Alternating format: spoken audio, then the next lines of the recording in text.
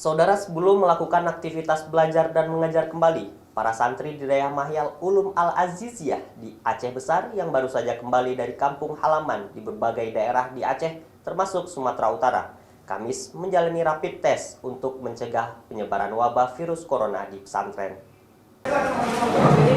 Untuk memastikan agar para santri tak terpapar wabah virus COVID-19 dan nyaman saat belajar kembali memasuki masa new normal, seluruh santri di Dayah Mahyal Ulum Al-Aziziyah di Aceh Besar yang baru kembali dari kampung halaman hari ini seluruhnya menjalani rapid test yang dilakukan oleh tim medis COVID-19 Aceh Besar.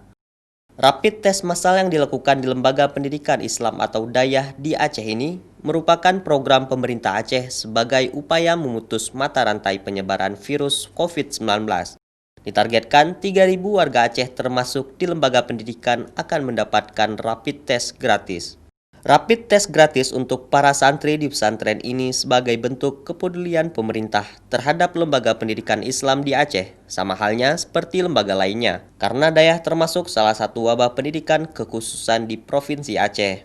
Dayah ini mengikuti protokol kesehatan dan ini adalah salah satu ikhtiarnya untuk memastikan bahwa Dayah dan sivitas akademikanya melakukan antisipasi dengan melakukan aktivitas spiritual dan juga protokol kesehatan. Mudah-mudahan betul kita di Aceh ini bebas daripada COVID-19. Dayah Mahyal Ulum Al-Aziziyah yang berada di Provinsi Aceh Kabupaten Aceh Besar ini merupakan rapid test pertama yang dilakukan Dinas Kesehatan Aceh. Selanjutnya, seluruh pesantren di seluruh kabupaten kota di Provinsi Aceh juga akan mendapat rapid test gratis program pemerintah dengan mengalokasikan seluruhnya sebanyak 3.000 orang. Raja Umar, Kompas TV, Aceh Besar.